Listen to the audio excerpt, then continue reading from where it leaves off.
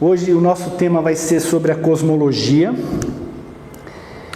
porque é praticamente a própria sequência do livro, que o livro fala que é importante os seres humanos entenderem o que vem de cima para baixo, e não daqui para lá, como a gente está acostumado a fazer, porque aí você vai melhor entender a lógica da criação, por que a existência de tudo isso daqui. Essa é uma iniciativa de 4 pessoas, 4 leitores do livro de Urântia, que é o Carlos, que está sentado aí, o André, o Caio, o Gabriel e eu. E eu vou reforçar aquilo que nós falamos no primeiro encontro. O nosso objetivo é simplesmente informar o que tem o livro. Nós não temos nenhuma expectativa que as pessoas venham a ler, de criar religiões, de fazer crenças, o que quer que seja. Esse livro, ele causou um grande impacto em muitos de nós. Então hoje você tem a corrente católica, que acha que você ressuscita com o corpo. Você tem a corrente espírita, que acha que você reencarna. Você tem a corrente oriental, que diz que você transmigra, que você pode virar vidro, que você pode virar qualquer outra coisa. Independente das nossas crenças, existe uma verdade. Qual é essa verdade? Então o livro sugere o que acontece com a vida após a morte. Só vou saber se é verdade o dia que eu morrer. Não vai ter jeito.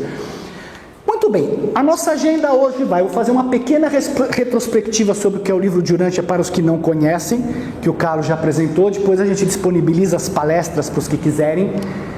Falar sobre os níveis espaciais do universo, o que vem a ser o universo mestre, o grande universo, a Ilha do Paraíso. Isso foi o meu maior choque, né? Você fala, Ilha de Paraíso, existe isso? Eu pensei que fosse coisa da Bíblia, né?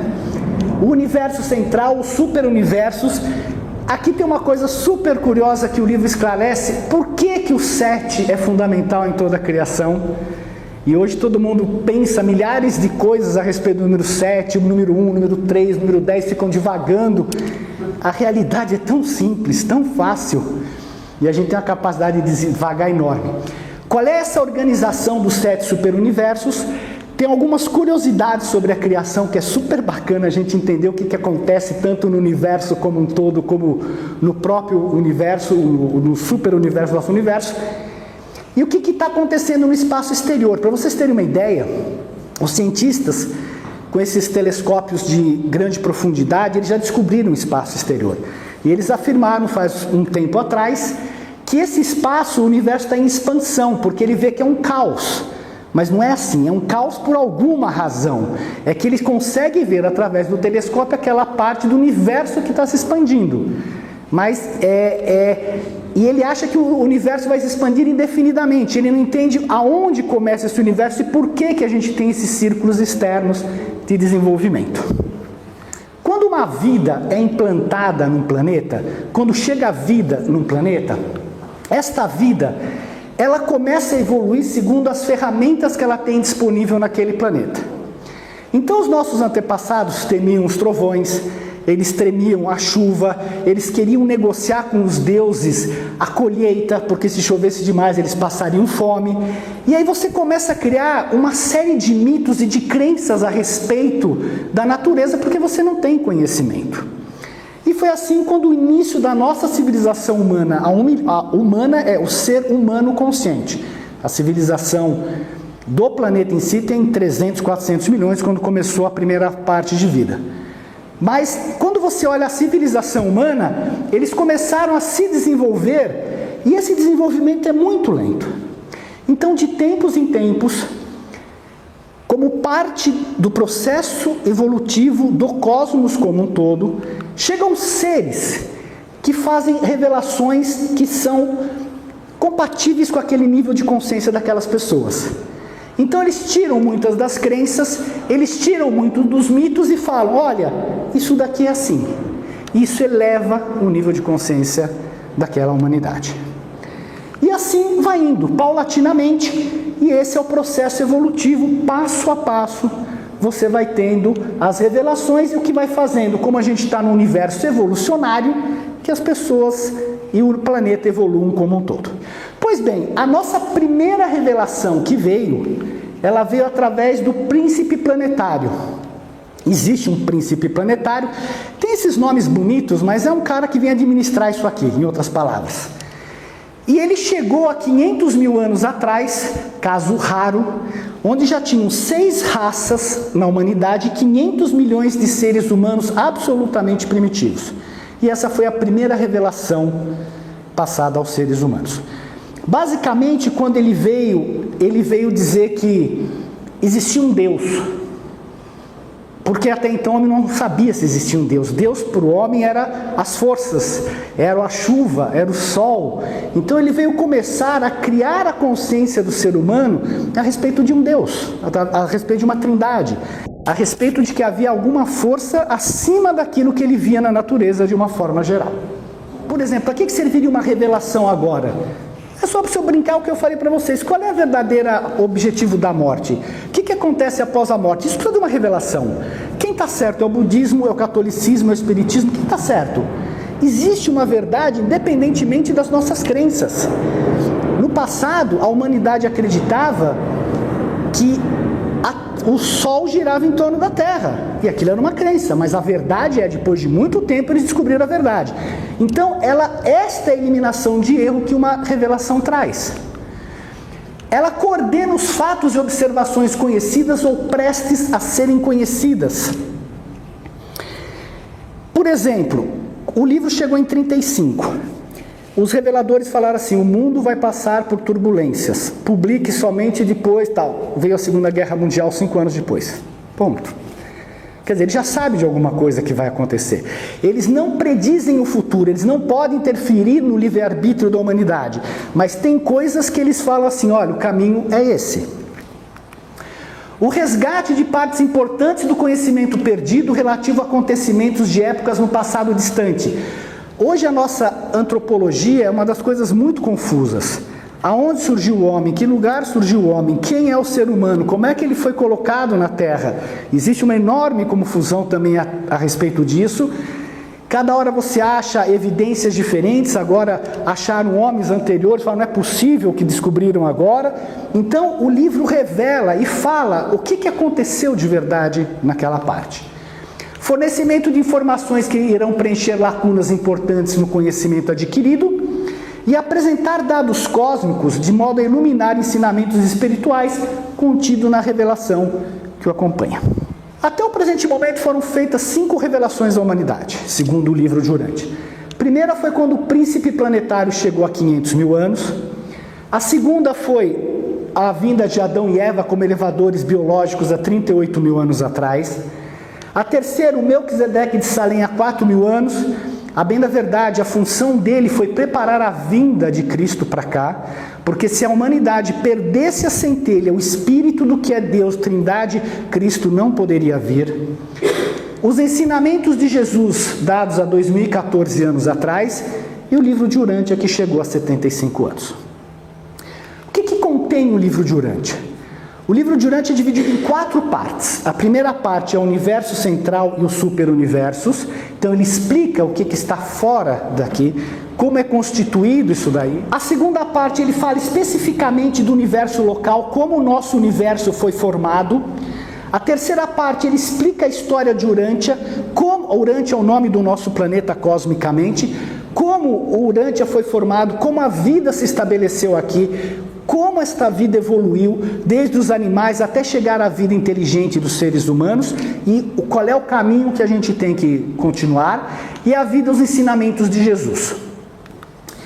E aqui eu vou ler uma parte do livro, porque são os dizeres do livro, é importante para não ter a minha interpretação pessoal. O livro fala assim: a vastidão da criação imensa do Pai Universal está fora do alcance da imaginação finita. A enormidade do universo mestre assombra até mesmo noções da minha ordem de seres. Vou explicar que ser é esse.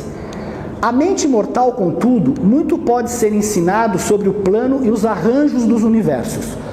Vós podeis conhecer algo da organização física deles e da sua maravilhosa administração. Podeis aprender muito acerca dos vários grupos de seres inteligentes que habitam os 7 superuniversos do tempo e o universo central da eternidade. Pelo estudo da lei física e da observação dos reinos estelares, estamos convencidos de que o Criador infinito ainda não está manifestado em finalidade de expressão. Pessoal, veja que coisa bárbara. Olha o que ele escreve aqui, ó. Pelo estudo das leis físicas. O que significa? Que mesmo eles não sabem tudo. Eles estão em desenvolvimento. Se estudamos aqui, eles estudam lá. Então, eles estudam e chegaram à conclusão que o Criador ainda não está manifestado. É só você começar a ler e entender e falar, nossa, aquela história do Hermes, o Trismegisto, sério, o que é em cima é igual a embaixo. E é verdade. Quem é esse ser que faz essa revelação? Ele é um chamado perfeccionador da sabedoria. Ele é um ser criado pela terceira pessoa da Trindade. E a função dele é personificar a sabedoria da divindade nos superuniversos. Muito bem, quais são os níveis espaciais do universo então? Agora a gente começa a entrar em desenhos, porque senão fica muito difícil. Aí o que o livro fala, né? Partindo do paraíso para fora. Qual a primeira coisa curiosa que está escrito aí? Paraíso. Mas veja bem, tá bom, você tem 7 bilhões de seres, 7 bilhões de verdades diferentes. Existe uma verdade que é a verdade. Apesar da minha crença, apesar daquilo que eu penso. Essa cadeira é igual para os 7 bilhões de seres, independente de qualquer coisa. A ilha central é isso aqui, ó. É isso aqui. Isto é a ilha central do paraíso. Se nós sairmos da ilha central para fora, a gente vai encontrar o universo central chamado de Avona. Isso é o universo central. Então é o segundo, ilha do paraíso, universo central. Terceira coisa, nós vamos encontrar os superuniversos. E quarta coisa, o espaço exterior, que depois vou mostrar melhor para vocês aqui. Tudo bem? Fez sentido? Por que é assim, pessoal? Por que tem que ser assim? Se a lei da gravidade existe, isso tem que partir de algum lugar. Como eu falei, tudo é físico na criação. Isto tem que sair de algum lugar. Alguém tem que estar sustentando tudo isso daqui. Não tem. Se você parar para pensar no cosmos sem isso, é nada. É como esta sala vazia, não tem nada. Aqui é uma outra forma de ver. Então eu peguei e rebati isso reto para vocês entenderem. Ó, Ilha do Paraíso, universo central, os 7 superuniversos e o espaço exterior. Dá para ter noção da grandiosidade que é isso? O universo mestre é composto pelo universo central e divino, que é a Ilha do Paraíso, mais Avona, que é a ilha central, e mais os superuniversos e as áreas externas. Tudo isso daqui é chamado de universo mestre. Então, caso quem venha ler o livro, quando falar universo mestre, você está se referindo ao total da criação conhecida. Tudo. Isso é uma outra forma de representar que eu acho muito bonita. A forma como representar é muito, digamos assim, certinha, linear, mas ela dá uma grande noção da dimensão disso daqui em relação aos universos todos. Né? Da Ilha do Paraíso, universo central, e os 7 superuniversos envolvidos numa esfera aqui. Eu acho que isso dá uma noção bastante clara para a mente nossa entender, que é bem parecido com as pétalas de uma flor. Se você olhar o girassol, é igualzinho. Né? Você tem a parte central e aí você tem as pétalas que vão pelo lado. Bom, o que é a Ilha do Paraíso? O que vem a ser essa Ilha do Paraíso que tanto se fala? É o centro eterno do universo de universos e a morada da deidade. Não é Deus, se este ser que criou tudo isso sair da ilha, o universo puff, porque ele é o controlador e o centro de tudo isso. É o maior corpo físico da criação universal. Ele ocupa um local físico universo, mas não depende do espaço nem do tempo, é óbvio. Sem ele não existe espaço e tempo, então onde ele se colocar, ele passa a existir.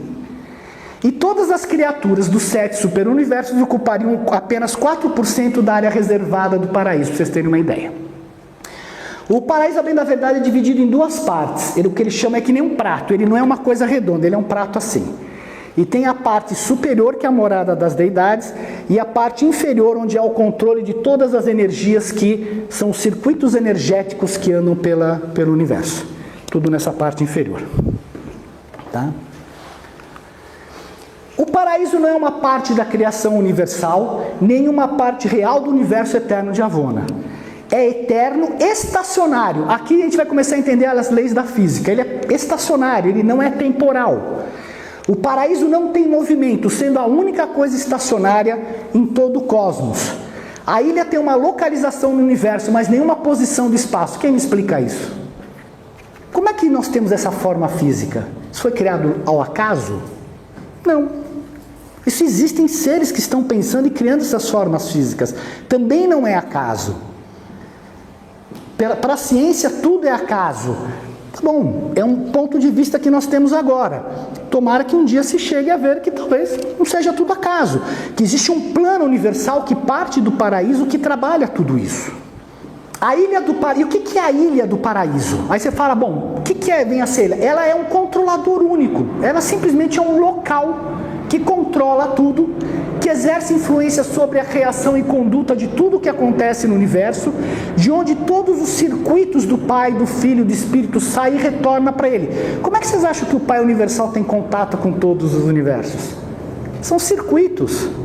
São circuitos que rodam e que estão ligados a Ele. Por aí Ele conhece e sabe tudo. Essa onipresença é relativa. É relativa. Existe um circuito que faz com que Ele seja onipresente. Avona. O que é Avona? Que é o universo central. Essa é uma representação linda que eu acho de Avona. Você tem as 7 esferas aqui. Aqui tem 245 milhões de planetas. E nessa esfera mais interna, 35 milhões de esferas de perfeição divina. Tá? Só para vocês saberem, quem decidir ir em direção ao paraíso vai passar por cada uma dessas esferas antes de chegar à mão direita do Pai. Cada uma. E uma coisa importante que acontece de Avona é que Avona é um centro intermediário para os seres que descem para vir ajudar a criação e para os seres que sobem em direção ao paraíso. Então nós temos seres descendentes e seres ascendentes. Certo, Mário? Pois bem, por que a gente não enxerga o paraíso se ele é tão luminoso, tão iluminado? Porque ao redor dele tem esses corpos escuros de gravidade que eles não são sensíveis à luz. A luz não passa para cá, a luz não entra para lá.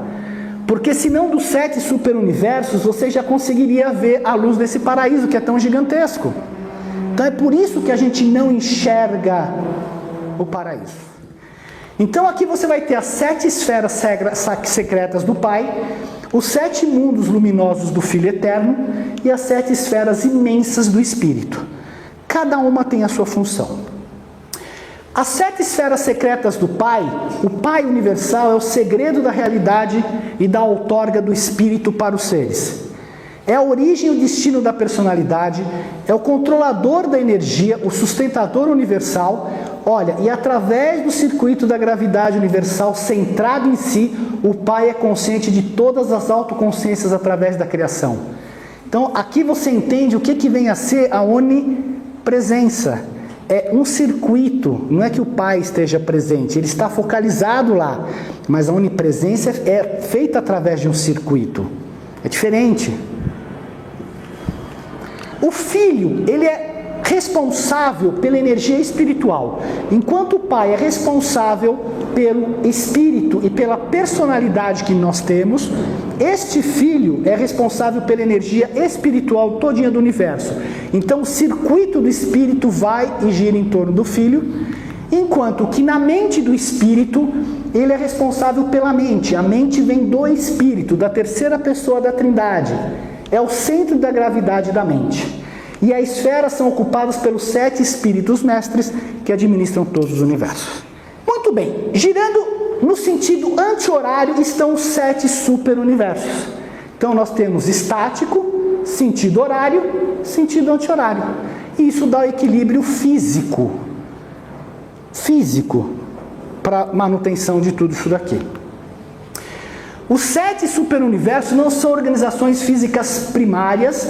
Em nenhum local suas fronteiras dividem uma família de nebular, e também não cruzam nenhum universo local. O que significa isso? Que isso daqui é a verdade, isso daqui está separado, porque eles não se cruzam, mas é simplesmente uma posição no espaço. Aqui nessa cadeira ocupa aqui, eu posso pôr 7 cadeiras aqui, cada uma ocupa uma posição. Só isso. Cada superuniverso é um agrupamento de espaço geográfico de cerca de 1/7 da criação. E cada um deles é mais ou menos igual aos outros. Nébadon é o nome do nosso universo, é uma das mais recentes criações dentro do superuniverso chamado Orvonton. Quem é isso aqui? É a Trindade do Paraíso. É aqui a origem da Trindade. Este é o Pai, o verdadeiro, o que se autolimitou. Este é o Filho, que é o próprio Pai, já na sua outra limitação, e este é o Espírito, que é uma associação do Pai com o Filho. Pessoal, como é que ele poderia criar outro ser se não for a partir dele mesmo? Não tem. Se ele criasse outro filho aqui, era a mesma coisa. Então precisa juntar esta associação para criar uma terceira coisa. Tudo bem em relação à Trindade? Ok? Quando você faz a interassociação entre essas deidades do paraíso, o que vai acontecer? Já não é o Pai, é Pai. Eu me associo com o Filho e crio o Espírito. E ao associar o Pai com o Filho, eu crio a quarta deidade chamada Pai e Filho. E continuando a associação, eu vou criar uma quinta, que é o Pai Espírito, uma sexta, que é o Filho Espírito, e a sétima, que é a junção do Pai, Filho e Espírito. É por isso o número 7. Só. Porque se tivesse possibilidade de 8 associações, 9 associações, 10 associações, 10 seria um número mágico. E a gente inventa um monte de fantasia por causa do número 7.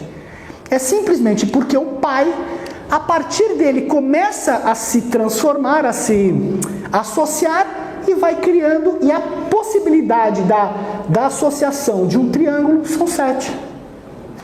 Essa derivação da Trindade, dos Espíritos Mestres, supervisionam os 7 segmentos do grande universo, eles que criam e fazem acontecer, representam o Espírito Infinito nos universos evolucionários. Enquanto o Espírito Infinito é a fonte da mente, eles distribuem essa mente para todos os superuniversos. Aqui eu tenho a fonte, aqui eu tenho a distribuição e aqui eu tenho a manifestação. Para vocês terem uma ideia, nas várias religiões, no Egito chamava-se os 7 deuses misteriosos. Os hindus, os 7 Prajapatis, senhores da criação. Os judeus chamam dos 10 Sephiroths, não são 7, mas os 10. A teosofia, os 7 logóis planetários. No zoroastrismo, 7 deuses supremos. Na Bíblia, que ele cita em alguns capítulos, os 7 espíritos de Deus. Então é aqui a origem do número 7. Como é que é a organização administrativa do 7º superuniverso? Vocês já imaginaram o tamanho disso daqui? O que aconteceria se nós tivéssemos essa casa todinha sem paredes e as pessoas tivessem que circular por elas? Você põe paredes para o quê? Você põe paredes para justamente dividir os setores, mas a casa é única. Exatamente acontece. O universo tem uma administração, tem uma divisão administrativa, os 7 superuniversos.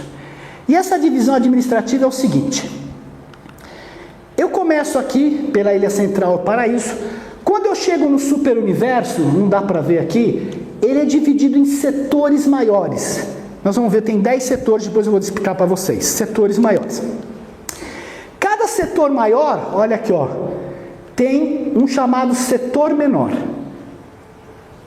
Cada setor menor tem constelações. Cada constelação tem um universo local. Cada universo local tem um sistema, e os sistemas, a unidade básica, são os planetas habitados. Então você vê que daqui é como se eu criasse quadradinhos e falasse, legal, eu vou criar aqui partes e vou administrar por setor maior, setor menor, constelação, universo local, sistemas, até chegar em planetas habitados. Então daqui eu vou fazer esse tipo de representação, para ficar mais fácil para a gente entender. Daqui eu estou representando dessa forma. E aí o que acontece? Superuniverso.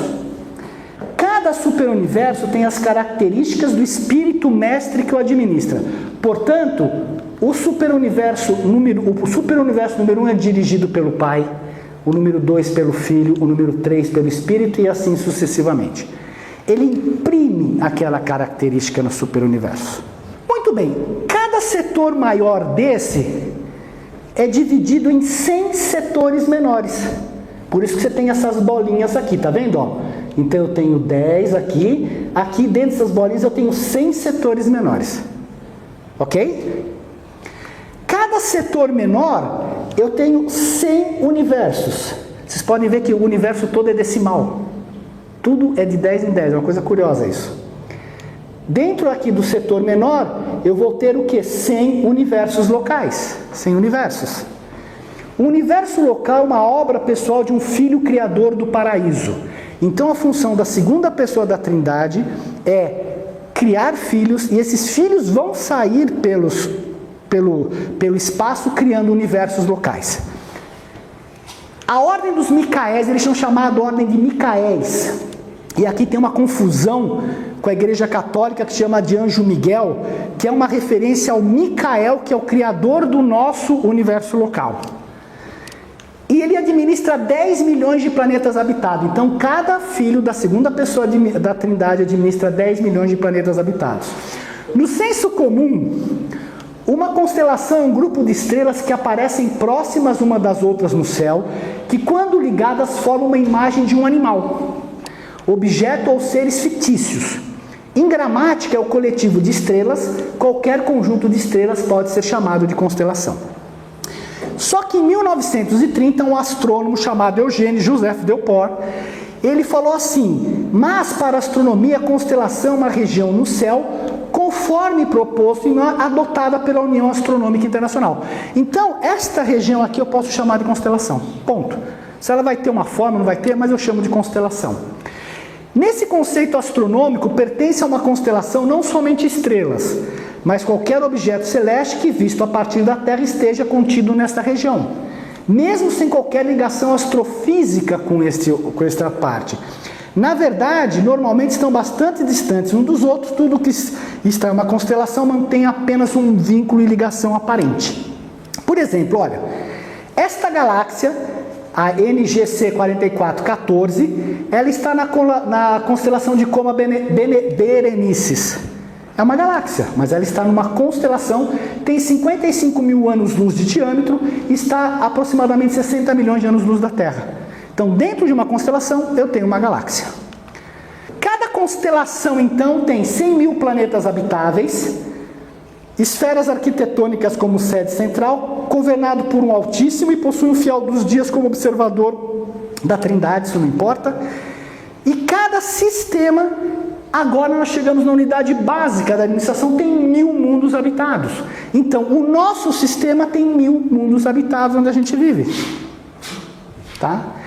Muito bem, um sistema é formado por milhares de estrelas, mas somente algumas delas têm ao seu redor planetas com potencial de vida humana.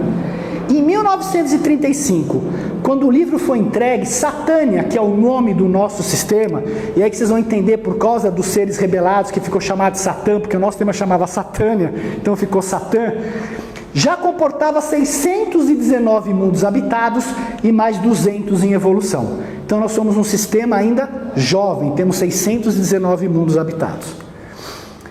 O nosso sistema solar, este sistema que a gente vive, que a gente conhece, ele tem 3 bilhões de anos já funcionando como a gente, desta forma que nós estamos vendo hoje, e o nome dele que foi dado é Monmátia.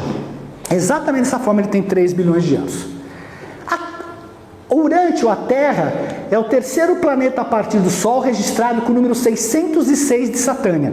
Então, se tem 619, nós somos o 606.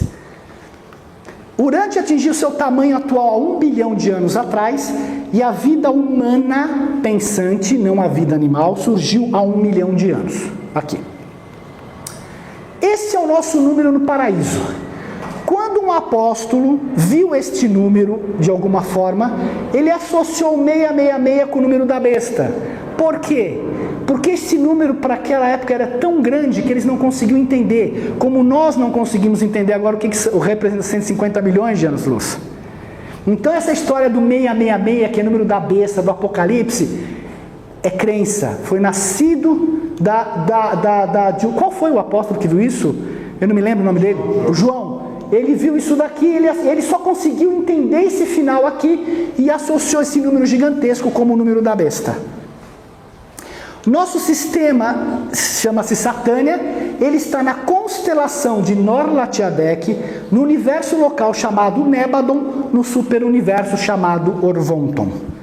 Difícil, né? Pois bem, a nossa posição dentro da galáxia, da Via Láctea, é esta daqui.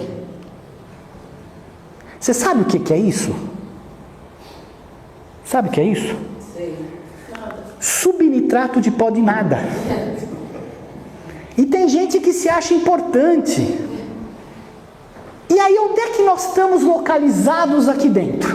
Vamos entender onde está Urântia? Lembra? Se eu pus aqui nós temos o espaço exterior, temos aqui o grande universo, a gente tem os mundos habitados, aqui nós temos os corpos escuros de gravidade que protegem o paraíso, aqui nós temos Avona, a ilha do paraíso, e agora nós estamos localizados no 7º superuniverso chamado Orvonton. No setor maior, nós estamos aqui em cima, chamado Splandon. No setor menor, chamado Ensa. No universo local, chamado de Nébadon. No sistema de Satânia, e nós estamos aqui. Agora, olha isso daqui e veja onde a gente está. Bom, curiosidade, para terminar, falar só sobre curiosidade sobre a criação em Urântia. Aqui, se nós olharmos, como é que todos esses universos, superuniversos, setor maior, setor menor, estão em relação ao paraíso? O que significa essa divisão? Essa divisão é muito curiosa, porque se você descer nos níveis, que são 7, se você olhar, nós temos aqui embaixo o nível físico, que é o domínio físico, que é o mundo dos planetas, onde está o nosso planeta Urântia. Está aqui, ó. Esse daqui é o domínio físico. Acima do domínio físico, nós temos 3 níveis chamados domínio moroncial. O que é moroncial? Ninguém pula do físico para o espiritual. Não existe, nem na matéria, nem na terra. Você pega elementos químicos, você não pode causar, você tem que ter fases. Então, esse domínio moroncial, ele é uma mescla do espírito com o físico. Ele é uma mescla. Para que serve isso daqui? Isso daqui serve principalmente por hora, principalmente como um planeta educacional, quando você começar a sua ascensão no universo, e principalmente para se corrigir toda a nossa parte emocional, mental que adquirimos aqui na Terra. E aqui até você chegar no nosso universo local, você tem que sair de Urântia, passar pelo sistema, passar pela constelação e chegar no universo local. Do universo local você pula para o nível espiritual. Somente aqui você chega no domínio espiritual. E quando você sai do domínio espiritual, você realmente vai conseguir passar para cá e ir em direção ao paraíso. Então tem todo um trabalho que nós temos que engendrar conosco mesmo de subida. E essa subida significa o seguinte: no 7º nível temos os planetas físicos, aqui tem o chamado 7 mundos das mansões, que segundo o livro é onde você vai tão logo você morra, e um dos profetas também, dos apóstolos, ele viu um desses mundos e chamou de 7º céu. Não tem nada a ver com o 7º céu, ele simplesmente viu um desses mundos aqui, achou que era o paraíso, mas ele estava olhando aqui embaixo no mundo moroncial. E aí você vai ter o quê? Os seres que descem daqui para vir ajudar até o nível físico, a nós evoluirmos, e o caminho de ascensão nosso, saindo de um ser de origem animal até chegar à mão direita do Pai. Isso é lindo. A vossa esfera é tão precisamente administrada e fomentada com tanto e tal amor, que é como se ela fosse única no mundo habitado em toda a existência.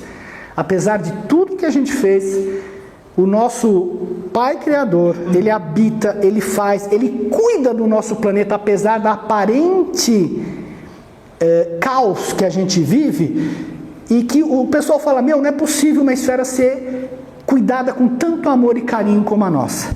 Tanto é que nós somos como planeta, onde todo mundo quer vir observar, os estudantes querem vir observar o que acontece aqui, porque a gente está totalmente fora dos padrões universais. Tudo que aconteceu aqui é curiosíssimo. Então, isso significa que isso é uma oportunidade de evolução para todos nós gigantesca.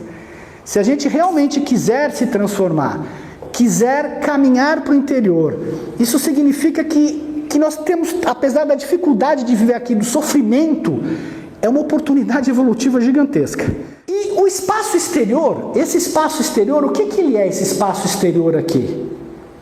Esse espaço exterior, bem afastado no espaço, a uma distância enorme dos 7 universos, estão acumulados órbitas de vastas e inacreditavelmente estupendas forças e de energia, que os nossos astrônomos já reconheceram. Falam, é impressionante.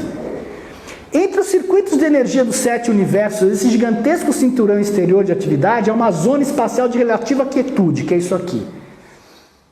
E para finalizar, o que nós vimos? Nós vimos que nós temos um universo mestre, com o paraíso, Avona, com os superuniversos. Esses superuniversos têm setores maiores, setores menores, tem um universo local, tem uma constelação, tem um sistema, tem planetas evolucionários, e esses planetas evolucionários habitam ser de origem animal. E este ser de origem animal, ele tem que sair daqui e chegar no paraíso para cumprir o mandato do Pai, sede perfeito como eu sou perfeito. É isso o objetivo, pelo menos que nos foi informado, da gente estar aqui nesse processo evolucionário. E foi tudo que eu mostrei para vocês. Toda a movimentação do espaço é exatamente criar seres de origem animal para que eles caminhem e cheguem à perfeição do Pai no paraíso. Porque o Pai, ele é perfeito de forma infinita. Nós vamos ser perfeitos de forma finita.